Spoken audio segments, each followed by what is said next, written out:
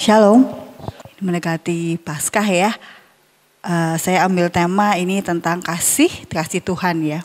Kalau biasanya ada ungkapan yang mengatakan air susu dibalas dengan air tuba ya. Tapi di sini saya ambil tema kebalikannya. Air tuba dibalas dengan air susu ya. Jadi biasanya kan kebaikan itu dibalas, ada yang membalas dengan kejahatan ya. Tapi di sini kita akan belajar bahwa kejahatan itu bukan dibalas dengan kejahatan, tetapi kejahatan dibalas dengan kasih Tuhan ya. Karena di Alkitab banyak mengajarkan kita untuk berbuat baik ya kepada semua orang, termasuk dengan musuh kita. Tetapi secara kedagingan itu ya, kita mudah memberontak ya. Kita mudah melakukan perbuatan yang mungkin lebih lagi untuk menyakiti orang lain ya. Karena apa? Kita itu secara manusiawi kita akan memberontak bila diperlakukan tidak adil ya. Membalas dianggap sebagai salah satu solusi yang wajar untuk mendapatkan keadilan ya. Karena apa? Secara tidak sadar di dalam masyarakat itu setiap orang tua itu kan mengajarkan untuk kita belajar kebaikan kepada semua orang. Tetapi jangan salah, orang tua mengajarkan kebaikan itu kadang-kadang adalah bila nantinya ada perbuatan kita yang gak baik ya, yang kita lakukan di kehidupan kita takut kalau ada yang membalas dengan perbuatan yang gak baik ya. Jadi di masyarakat kita itu banyak yang masih menganggap hukum karma itu ada. Aku kasih baik, ya kamu akan menerima yang baik. Tetapi kalau kamu melakukan sesuatu yang jahat, pasti akan menerima yang jahat ya. Padahal hal ini itu bertentangan dengan Alkitab. Alkitab mengajarkan kepada kita berbuat baik itu kepada semua orang. Bahkan Tuhan Yesus sendiri mengajarkan sikap hidup yang diajarkan itu tentang kasih. Gak ada balas-membalas kalau menurut Alkitab ya, balas-membalas yang membalasnya itu dengan hal sesuatu yang buruk ya. Bagaimana kita akan membangun benteng pertahanan kesabaran kita ya. Membuang jauh keinginan menjahati orang lain ya. Kita malam hari ini akan belajar dari surat Rasul Paulus kepada jemaat di Roma ya. Hanya 2 ayat yang akan kita renungkan malam hari ini. Kita buka di Roma 12 ayat 17 dan 21. Hanya 2 ayat yang akan kita renungkan. Mari kita baca bersama-sama. Roma 12 ayat 17 dan 21. Janganlah membalas kejahatan dengan kejahatan. Lakukanlah apa yang baik bagi semua orang. Janganlah kamu kalah terhadap kejahatan. Tetapi kalahkanlah kejahatan dengan kebaikan. Ya.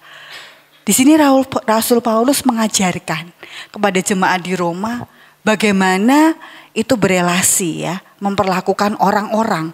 Bukan hanya memperlakukan orang-orang yang ada di sekitarnya, yang memusuhinya dan menganiayanya. Tetapi Rasul Paulus di sini ingin mengajarkan lagi tentang kemenangan sejati ya. Bahwa mengalahkan kejahatan dengan kejahatan bukan hanya untuk sesuatu yang kebaikan ya, tetapi apa? Dasarnya adalah kasih. Kejahatan bukan dibalas lagi dengan kejahatan. Ya. Karena apa? Dalam hidup kita manusia pada umumnya tak jarang kita mendapat perlakuan yang tidak adil ya. Kita disakiti, difitnah ataupun kita dikhianati. Ya. Mungkin sekali 2 kali kita bisa memaafkan. Kita bisa memaklumi. Tetapi yang menjadi pertanyaan mendasar, apakah kita sanggup kalau berulang kali disakiti, berulang kali dikhianati ya? Bukankah ada pepatah yang mengatakan kesabaran manusia itu ada batasnya ya?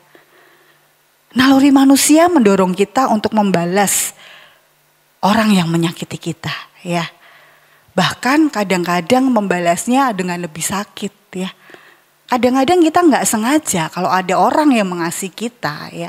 Kita akan lebih lagi. Wong aku udah disakitin, kamu juga harus sakit. Secara gak langsung kadang-kadang naluri manusia itu ada ya. Tetapi apabila kita membalas dengan kejahatan, kita akan semakin jauh daripada kita mengandalkan Tuhan. Kita memberikan kesempatan emosi kita yang berbicara. Akibatnya apa? Ya, kesabaran kita menjadi anti klimaks. Bahkan memberi kesempatan hal-hal yang gak baik itu semakin masuk ke dalam diri kita. Ya, padahal sebagai anak Tuhan, ya, kita dipanggil untuk hidup dalam kasih, bukan hidup dalam kebencian, ya. Kalau kita tahu bahwa kita itu sudah diajari tentang kasih, kita melihat Tuhan itu sebagai sumber kasih, ya. Sabar artinya kita memberi kesempatan lagi lebih luas Tuhan bekerja dalam kehidupan kita. Kita mengandalkan Tuhan di dalam kehidupan kita, ya. Bahkan Tuhan Yesus sendiri menjadi teladan yang sempurna, ya, dalam kehidupan ini. Ketika dia dihina, ketika dia disiksa, dia tidak membalas dengan hinaan.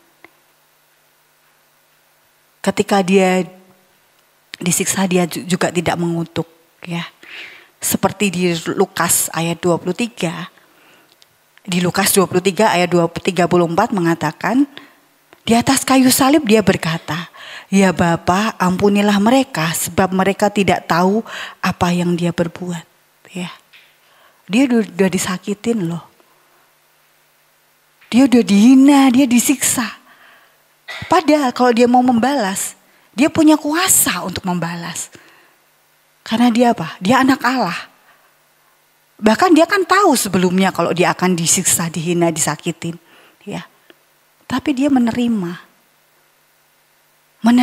semua kejadian, menerima semua takdir yang terjadi dalam kehidupannya. Ya. Bagaimana dengan kita? Sebagai manusia, emosi kita yang lebih banyak berbicara, ya. Di sini saya banyak belajar bahwa sakit memang, ya, kalau kita dihina, apalagi mungkin tiap hari mendengar hinaan, mendengar cacian, ya. Kadang-kadang sakit. Rasa ingin membalas itu ada sebenarnya. Tetapi coba Anda bayangkan, semakin kita ingin membalas siapa yang menyakiti kita, justru kita akan yang lebih disakiti. Karena apa? Kita ingin terus aja membalas. Jadi di hati kita gak ada namanya itu kasih. Yang ada kebencian. Semakin lama, semakin kita akan membalas, artinya apa? Kita yang kalah di sini, ya. Kita ingat Tuhan Yesus lebih sakit dari kita. Tuhan Yesus lebih lagi hinaan yang diterima, ya. Tuhan Yesus yang dia sebagai Tuhan, anak Allah saja mau rela untuk disiksa dan dihina. Kita orang yang banyak dosa, bagaimana? Beban yang kita alami, penderitaan yang kita alami belum seberapa dibanding dengan kasih yang Tuhan berikan kepada kita. Ya. Tuhan luar biasa. Implikasinya adalah saat kita memilih untuk membalas kejahatan dengan kasih, sebenarnya kita tidak sedang dalam posisi yang lemah. Ya, kita tidak rugi. Sebaliknya, di sini kalau kita membalas kejahatan dengan kasih, artinya apa? Kita sedang menunjukkan kemenangan sejati, ya. Dengan kekuatan sejati, kekuatan kasih dari Tuhan yang bekerja dalam kita. Kasih, ya. Kasih yang mengampuni. Kasih yang mau mendoakan orang yang menyakiti kita. Ya, kasih yang bisa mengubahkan hati kita yang keras menjadi lunak, ya. Kasih. Kayaknya simpel ya, cuma 5 huruf. KASIH, ya. Tapi maknanya di sini sangat dalam. Kasih enggak melihat, kasih enggak pandang bulu terhadap sesuatu. Mau itu musuh kita, mau itu sahabat kita, mau itu orang terdekat kita, ya. pasti punya kesempatan, pasti ada suatu saat yang akan menyakiti hati kita. Ya. Tetapi bagaimana dengan kita sendiri? Apakah kita akan membalasnya? Membalas dengan yang lebih sakit lagi, atau membalas dengan kejahatan, ya.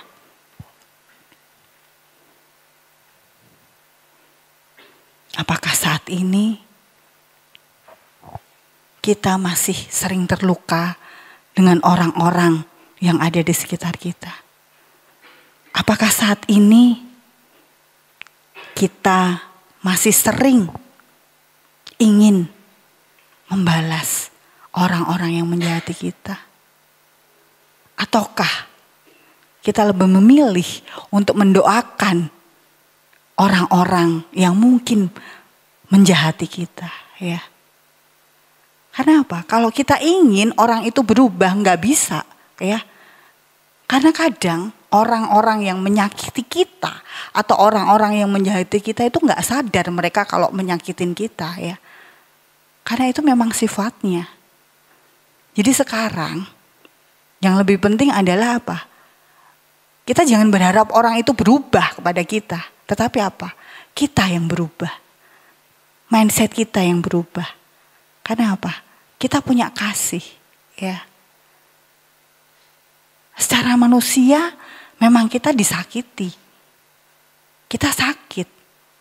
Tetapi kalau kita sudah disakiti, kita tetap bisa bertahan. Bahkan kita mau memaafkan. Terlebih kita mau mendoakan, ya. Kemenangan sejati untuk kita. Ya.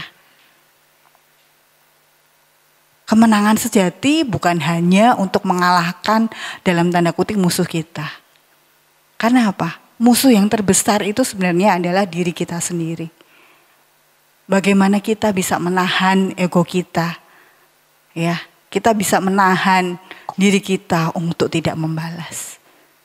Karena kita tahu bahwa Tuhan Yesus Kristus sudah lebih dulu mengasihi kita. Sebelum kita meminta, ya. Kita sudah dipilih untuk menjadi anaknya.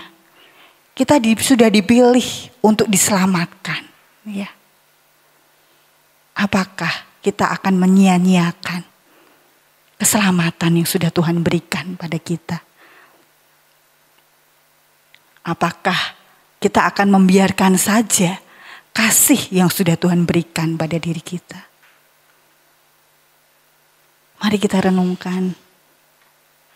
Dan kita berkaca dalam diri kita masing-masing. Apakah saat ini kita sedang terluka? Apakah saat ini masih ada dendam dalam hati kita?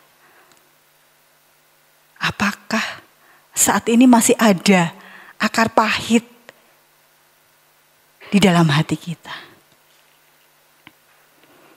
Mari kita renungkan sejenak.